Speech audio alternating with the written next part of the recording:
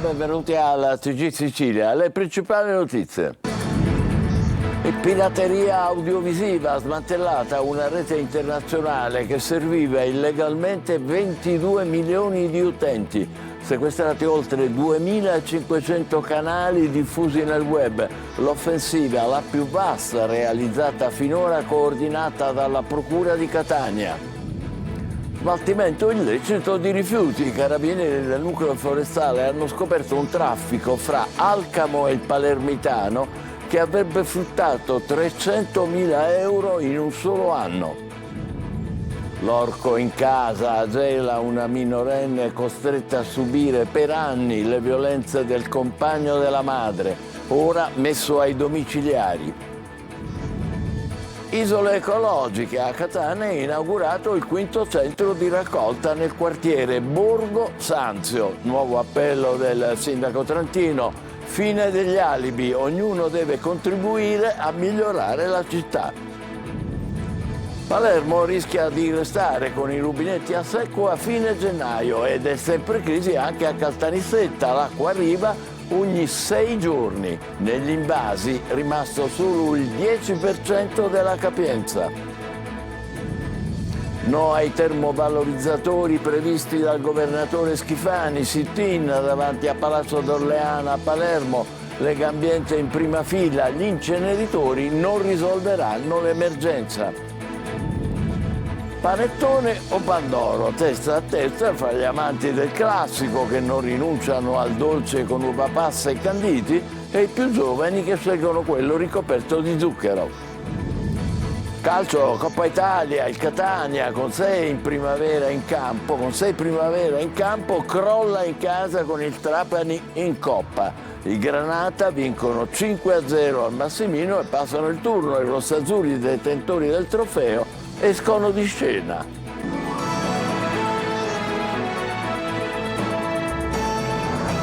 Bentrovati, operazione della Procura di Catania contro i segnali delle TV a pagamento replicati illegalmente. Un'operazione internazionale che fruttava 250 milioni di euro al mese. Luca Ciliberti. Gli utenti abbonati con soli 10 euro al mese avevano accesso ai palinsesti e tutti i contenuti on demand di Sky, DAZN, Mediaset, Amazon Prime, Netflix, Paramount e Disney+. Un vero affare, non c'è che dire, questo è quello che avranno pensato almeno oltre 22 milioni di utenti finali in Italia, in Europa e in altri paesi extra UE. Tutto ovviamente nell'illegalità. E Catania è riuscita a ricostruire l'organizzazione piramidale che gestiva questi 3 miliardi di euro annui di business illegale. L'operazione Taken Down della Procura di Catania, condotta dalla Polizia Postale della Sicilia Orientale, che ha coordinato l'azione di numerose polizie europee, ha permesso di smantellare una complessa, estesa e capillare infrastruttura informatica che gestiva oltre 2500 canali illegali e server che smistavano lo streaming dei segnali TV in totale anonimato e che permettevano un giro illegale di affari di oltre 250 milioni di euro mensili. Non so se sia simile, forse quello di cocaina è maggiore, però certamente le percentuali di guadagno che si ottengono da queste attività illegali con rischio minore sono pari a quelle del traffico di cocaina. Abbiamo seguito il denaro, le tracce finanziarie che lasciavano i vari pagamenti e poi abbiamo seguito le persone grazie ai nickname, ai profili social, anche falsi chiaramente. Effettuate complessivamente 89 perquisizioni in 15 regioni italiane, 14 perquisizioni nel Regno Unito, in Olanda, Svezia, Svizzera, Romania e Croazia nei confronti di 102 persone, 11 gli arrestati dalla polizia croata. Sequestrati 1,6 miliardi di euro in criptovalute, al gruppo è contestata l'associazione a delinquere a carattere transnazionale. Le sedi estere in cui sono stati rintracciati i 9 server erano in Romania e Hong Kong. Ancora una morte bianca in Sicilia, un operaio di 50 anni di Cammarata, nell'Agrigentino, è morto mentre lavorava su un appezzamento di terreno. Il trattore che l'uomo manovrava si è ribaltato schiacciandole. Purtroppo per il cinquantenne non c'è stato nulla da fare. Un'organizzazione criminale a capo dello smaltimento illecito di rifiuti. I carabinieri del nucleo forestale hanno scoperto un traffico fra Alcamo e il Palermitano che avrebbe fruttato 300.000 euro in un solo anno. Manlio Viola. Mescolavano rifiuti pericolosi e altamente inquinanti ai rottami di ferro e lamiera e li rivendevano come ferro vecchio o, quando non era possibile, li smaltivano in discariche non controllate e senza i trattamenti anti-inquinamento. Solo fra il 2019 e il 2020 avrebbero smaltito così almeno 3.000 tonnellate di rifiuti inquinanti non registrati e non trattati, con gravi danni per l'ambiente. Si trattava di residui di batterie di piombo, apparecchiature elettriche ed elettroniche, olio motore esausto, plastiche industriali, vetri e persino vernici potenzialmente tossiche. È quanto hanno scoperto i carabinieri del nucleo anticrimine Natura nel corso di una lunga indagine iniziata nel lontano 2019. I militari hanno ricostruito l'esistenza di una vera e propria organizzazione criminale che risparmiava sui costi ambientali e addirittura guadagnava rivendendo come ferro ciò che doveva essere smaltito come rifiuto speciale. Sono 6 le aziende che operavano illecitamente su questi rifiuti. Il traffico veniva gestito da Alcamo nel Trapanese, ma riguardava anche i comuni del Palermitano, dal capoluogo fino a Borgetto, San Giuseppe Jato, Partinico e Bagheria. 16 le persone indagate, 2 le aziende sequestrate per un valore stimato in 153.000 euro. Gli indagati avrebbero guadagnato da questa truffa ambientale almeno 300.000 euro di ingiusto profitto, ma l'inchiesta non è ancora conclusa e potrebbero emergere altri danni apportati all'ambiente attraverso la violazione di tutte le norme sullo smaltimento dei rifiuti speciali. Ancora sui rifiuti illegali, a Casteltermine un venditore ambulante è stato denunciato dai carabinieri mentre scaricava dal furgone cassette di plastica, ritagli e resti di pesce, per poi accatastarle e abbandonarle vicino a uno stabilimento industriale dismesso. Caso Larimar, per i magistrati di Caltanissetta si è trattato di suicidio, ma nonostante le convinzioni della Procura dei minori, la famiglia a Piazza Armerina continua a credere che la quindicenne sia stata uccisa e chiede di non spegnere i riflettori. Lorena Dolci. Non lasciateci soli, non spegnete i riflettori. Non si arrende neanche di fronte alla smentita ufficiale del procuratore dei minori Rocco Cosentino, secondo cui Larimar si è suicidata e non c'è nessun indizio di omicidio. La madre della quindicenne, trovata impiccata nel giardino di casa a Piazza Armerina, continua a ribadire che la sua piccola è stata uccisa. Sono pronto ad accogliere il loro grido di dolore, la ipotesi alternativa da loro prospettata. L'ho sempre detto. Però ovviamente non è che posso impostare le mie indagini sul grido di dolore purtroppo di una mamma sofferente. Con questo minimo spiraglio il procuratore dei minori ieri ha smantellato punto per punto le ricostruzioni che circolano sulla morte della ragazzina. Le suole delle scarpe non erano pulite come è stato detto, ma sporche di terriccio, ci sono le foto. Il bigliettino di addio è stato lasciato da Larimar a una compagna e consegnato al fidanzatino che l'ha fatto avere alla procura, è il suo. La corda arrotolata attorno all'addome e alle gambe è il racconto della madre, ma solo l'autopsia chiarirà la dinamica e l'esito si saprà fra 2 mesi. La stanza non era a soqquadro, c'era il normale disordine di un adolescente. Resta l'accusa di istigazione al suicidio con l'aggiunta del revenge porn, il reato che punisce la diffusione e la detenzione di materiale pornografico. I cellulari sono armi improprie, diceva Cosentino, che ha sequestrato i telefonini di 8 ragazzi. Si cercano insomma foto video che ritraggono Larimar nell'intimità e che sarebbero finiti in chat di amici e conoscenti, la goccia che avrebbe spinto la ragazzina nel tunnel della disperazione. Orrore a Gela, una ragazzina è stata costretta a subire violenze per 4 anni dal compagno della madre di 52 anni. L'uomo è stato arrestato e ai domiciliari con il braccialetto elettronico. Eva Spampinato.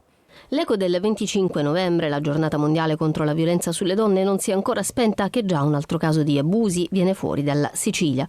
E ancora una volta l'orco si trovava in casa, a Gela.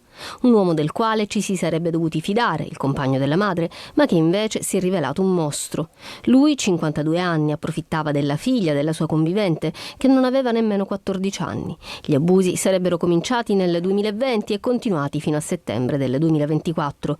La ragazzina sarebbe stata costretta a subire palpeggiamenti al seno, al sedere, alle parti intime. Inoltre il 52enne le avrebbe offerto dei soldi in cambio di altre richieste sessuali. La giovane è stata ascoltata in commissariato alla presenza di un esperto in psicologia dell'età evolutiva per ricostruire gli episodi di violenza confermati anche da altri testimoni. L'uomo adesso è agli arresti domiciliari con l'obbligo di braccialetto elettronico. A Palermo la polizia ha smantellato una banda che a Brancaccio vendeva crack e hashish a ogni ora del giorno e della notte. 10 ordinanze di custodia cautelare. A capo dell'organizzazione un pregiudicato agli arresti domiciliari. Nel suo appartamento gestiva lo spaccio con i familiari. Fitta la rete dei pusher che a bordo di motorini e attraverso messaggi sulle chat recapitavano la droga a domicilio. Intanto a Catania i carabinieri della stazione hanno arrestato un uomo per spaccio di crack e cocaina. Isole ecologiche, Catania fa cinquina e il sindaco trentino lancia l'ennesimo appello. Basta alibi, ognuno deve dare il suo contributo per migliorare la città. In mattinata inaugurato il centro di raccolta nel quartiere Borgo Sanzio. C'era per noi Tonino De Mana. E sono 5. Il comune di Catania accelera sul fronte rifiuti ed apre un'altra isola ecologica, questa volta nel terzo municipio. Un centro di raccolta che i residenti di via Patanè Romeo e dintorni, al momento della scelta, non vedevano di buon occhio, ma che probabilmente dovranno rivedersi anche per la comodità di avere sotto casa un'organizzata struttura e per di più circondata dal verde. La nuova isola ecologica, ampia 4.000 metri quadrati, contiene diverse aree di deposito con scarrabili e contenitori capaci di accogliere ogni tipologia di rifiuto. L'obiettivo è quello di alzare la soglia della differenziata che si attesta al 37% e al tempo stesso di combattere le sacche di inciviltà. Basta avere alibi, basta cercare attenuanti.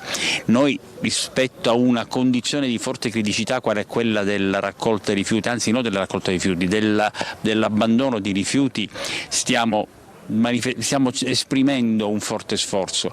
Ora vorremmo che anche quei cittadini un po' più distratti facessero la loro parte. Duplice l'obiettivo. Quello di salvaguardare l'ambiente, 1, e 2, di poter risparmiare sulla Tari perché si può avvalere della premialità già prevista dal nostro comune.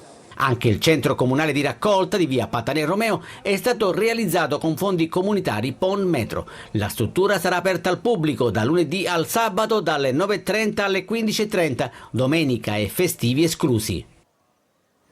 Restiamo a Catania, un bilancio in attivo, ma c'è ancora tanto da fare per i servizi al cittadino. Giacomo Bellavia lascia la presidenza di AMTS, l'azienda che si occupa di trasporto pubblico e sosta. A breve la nuova nomina. Servizio di Roberta Lunghi. Saluto con rammarico per Giacomo Bellavia per ben 6 anni al timone di AMTS, l'azienda municipale trasporti e sosta partecipata del comune di Catania. Un fine mandato, il secondo, che parla di conti in ordine, di un bilancio in attivo, ma che sul fronte di ciò che conta per il cittadino lascia ancora tanto da fare in termini di tempi di attesa, numero di bus in circolazione sul territorio, miglioramento del servizio nelle periferie, dunque servizi complessivi di TPL, trasporto pubblico locale. Lo ammette Bellavia nel suo bilancio complessivo. L'azienda oggi è totalmente risanata sotto il profilo economico e contabile, con forti utili, con un forte avanzo di cassa, ma anche sotto il profilo degli uomini e dei mezzi. Manca ora la possibilità di incrementare e potenziare ancora di più i servizi di trasporto pubblico locale. Adesso dunque toccherà al suo successore. Da indiscrezioni, l'intesa di massima tra il sindaco trentino e le forze di centrodestra porteranno alla nomina di un uomo vicino al movimento di Lombardo, a meno di colpi di scena che comunque escludono un mandato tris a Bellavia. Ma un eventuale rinnovo della fiducia per la terza volta potrebbe portare Bellavia a ripensarci? No, ma lo ritengo improbabile, anche perché ci sono, ritengo, altre valutazioni da parte del comune, e comunque credo anche che mandati eccessivamente lunghi non facciano bene né all'azienda amministrata né a chi li amministra. Torna l'appuntamento con il sindaco, il confronto con il primo cittadino di Catania Trentino in diretta su Telecolor, oggi dopo il TG alle 14.30. Per le vostre domande, segnalazioni e lamentele scrivete al numero WhatsApp 342 74 55 005 oppure inviate una mail a sicilia24focus@telecolor.it. Vi aspettiamo su Telecolor alle 14.30 con un'ampia pagina riservata ai vostri messaggi. Palermo rischia di restare senza acqua a fine gennaio. ed è ancora crisi in altre zone della Sicilia. A Caltanissetta, ad esempio, l'acqua arriva ogni 6 giorni. Le riserve negli invasi raggiungono appena il 10% della capienza. Gerry Italia. Se non arriveranno piogge significative, Palermo rischia di restare senza acqua entro la fine di gennaio. Secondo i dati dell'AMAP, nei 4 bacini principali, Rosamarina, Poma, Scanzano e Piana degli Albanesi, rimangono appena 18 milioni di metri cubi d'acqua, il 10% della capacità totale. È un calo drastico rispetto allo scorso anno, quando le riserve erano superiori al 70%. Per fronteggiare l'emergenza, la cabina di regia ha deciso di estendere il razionamento idrico. Da lunedì altri quartieri cittadini subiranno interruzioni, saranno 250.000 le persone coinvolte, il 40% della popolazione palermitana. Ogni settimana l'erogazione sarà sospesa per un giorno, con possibili disservizi fino a 24 ore e problemi di torbidità al ripristino. Ma la crisi purtroppo non si ferma a Palermo. Nel centro della Sicilia la situazione è critica. A Caltanissetta l'acqua arriva ogni 6 giorni. Il sindaco Walter Tesauro cerca soluzioni temporanee con nuovi pozzi e interventi di emergenza, ma il quadro rimane preoccupante. Nell'invaso dell'Ancipa, uno dei più colpiti, il volume d'acqua è crollato a meno di 1 milione di metri cubi contro una capacità di 30 milioni. A Troina, in provincia di Enna, l'acqua viene distribuita una volta a settimana, ma alcune zone rimangono senza acqua per intere giornate. Il sindaco Giachino ha scritto 2 volte alla regione per chiedere interventi, paventando anche uno sciopero della fame per attirare attenzione su una crisi che potrebbe sfociare in tensioni sociali. Con le riserve sempre più scarse e la stagione delle piogge in ritardo, la Sicilia si trova di fronte a un'emergenza strutturale. Servono interventi immediati per mitigare gli effetti della siccità e ripensare la gestione delle risorse idriche, con investimenti che la regione ha già iniziato a finanziare. Protesta a Palermo contro il piano rifiuti e i termovalorizzatori. Sit-in a Palazzo d'Orléans, Legambiente in prima fila. Gli inceneritori dicono non risolveranno l'emergenza. Marco Cullà. No agli inceneritori per lo smaltimento dei rifiuti annunciati dal governo regionale. Legambiente, associazioni ambientaliste, sindaci, cittadini e anche l'opposizione politica hanno manifestato a Palermo davanti a Palazzo d'Orléans per dire no alla costruzione dei 2 termovalorizzatori. L'iter è ben avviato, anche se alcune delle associazioni presenti in piazza hanno presentato un ricorso alla presidenza del Consiglio dei Ministri. Ma questa è solamente una prima iniziativa, un presidio che abbiamo voluto fare davanti alla Presidenza della Regione, che ha recentemente approvato come commissario il piano regionale sui rifiuti urbani, ma questa appunto è una prima iniziativa che lancerà diverse iniziative di sensibilizzazione e informazione nei diversi comuni siciliani per gridare no agli inceneritori e alle mega discariche. Noi diciamo sì all'impiantistica di prossimità per la gestione dei rifiuti che non è stata realizzata in 15 anni dai governi regionali che si sono succeduti. Il governo Schifani sta sprecando 800 milioni di euro su 2 mega impianti che non vedranno mai la luce. I siciliani spediscono i rifiuti all'estero e generiamo la Tari più alta d'Italia. Non è stato approvato un rigo negli ultimi anni in Arse per modificare l'aspetto normativo e garantire un costo della tariffa più bassa e un sistema dei rifiuti più efficiente. Presenti anche alcuni sindaci della provincia palermitana. Per loro l'emergenza rifiuti può essere risolta in altro modo. Noi oggi, e lo dico non per vantarmi ma è una realtà, Pedrelia Soprana io l'ho presa ormai 12 anni fa con una raccolta differenziata del 16%, oggi ci avviciniamo all'80%. Abbiamo fatto delle politiche di sensibilizzazione delle comunità, dei cittadini, abbiamo fatto delle politiche anche di incentivo. Per i presenti al sit-in si tratta solamente di propaganda e poca concretezza. E adesso passiamo all'arte. Oltre 200 opere per raccontare il Novecento. A Palermo la mostra Pinacoteca, da Cagnaccio a Guttuso, una grande rassegna a Palazzo Sant'Elia. Orazio Longo. La collezione Lencart è un viaggio nella storia dell'arte italiana e non soltanto italiana, che percorre un secolo, un viaggio lungo veramente più di 100 anni. Dalla cavallerizza al pian terreno si passa al piano nobile, dove una stanza è dedicata a Renato Guttuso, e poi al periodo dell'astrazione, un percorso che dura 100 anni con oltre 200 opere e 150 artisti. Il racconto di una stagione di arte italiana e internazionale. Pinacoteca è il titolo della mostra inaugurata a Palermo con la collezione Lencart a Palazzo Sant'Elia, è visitabile disponibile fino al 30 marzo 2025. È un'occasione di lancio delle iniziative che la Sicilia sta per predisporre rivolte all'arte contemporanea in previsione del riconoscimento nazionale del Ministero dei Beni Culturali, che ha battezzato l'isola con capitale gibellina come capitale italiana dell'arte contemporanea italiana. Quadri di Emilio Vedova, Giorgio De Chirico, Mario Schifano, Cristo, Peter Helley, Carlo Carrà sono solo alcuni degli ospiti della mostra. Il primo quadro che ho comprato è stato un quadro di Mimmo Germanà, un artista che non è forse molto conosciuto, un artista d'oltranza avanguardia, che mi è servito per cominciare a studiare alcuni dei movimenti che hanno caratterizzato il Novecento. La mostra è il patrocinio dell'Assemblea regionale siciliana, dell'assessorato regionale al turismo, della città di Palermo e vede la collaborazione con varie iniziative della Fondazione Teatro Massimo, del Conservatorio Scarlatti e dell'Accademia di Belle Arti. Natale è vicino e come ogni anno si ripresenta la regina delle sfide, panettone o pandoro? Siamo andati in giro per scoprire cosa pensano i siciliani e a quanto pare siamo al testa a testa. Francesco Aloi. Io l'avevo detto, se viene il pandoro non vengo io. È la sfida delle sfide, panettone o pandoro. Manca meno di un mese a Natale, più si avvicinano le feste, più diventa trend topic sui social. Panettone o pandoro? Quale dei due ha più calorie? Mediamente il pandoro. Lei è della squadra del pandoro o del panettone? Panettone classico. Pandoro. Lo preferisco. Panettone. È buono, però preferisco il pandoro, è più semplice. Ogni anno è sempre così. C'è chi si schiera con il partito del panettone, chi con quello del pandoro. Ma poi a tavola vale la par condicio. Ci sono entrambi. Lei sta acquistando le tovaglie per il Natale, ma sulla tavola cosa metterà, pandoro o panettone? Sicuramente intanto un po' di bontà. Poi magari quello sarà a scelta perché c'è chi piace il pandoro, c'è chi piace il panettone. Supermercati e pasticcerie sono già pieni. Più i giorni passano, più si vendono. Dagli industriali agli artigianali, tutti hanno le loro varianti.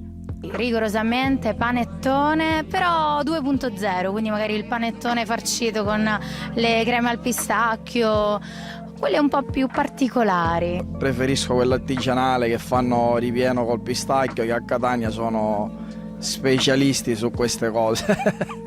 Vedendo queste immagini non resta che mangiare poco adesso per poi abbuffarsi dopo. D'altronde, come si fa a resistere a tutto ciò? Praticamente impossibile. Adesso è il momento di fare la nostra pausa, tra poco il calcio come al solito, questa volta con il tracollo del Catania in Coppa Italia contro il Trapani. State con noi, vi aspettiamo.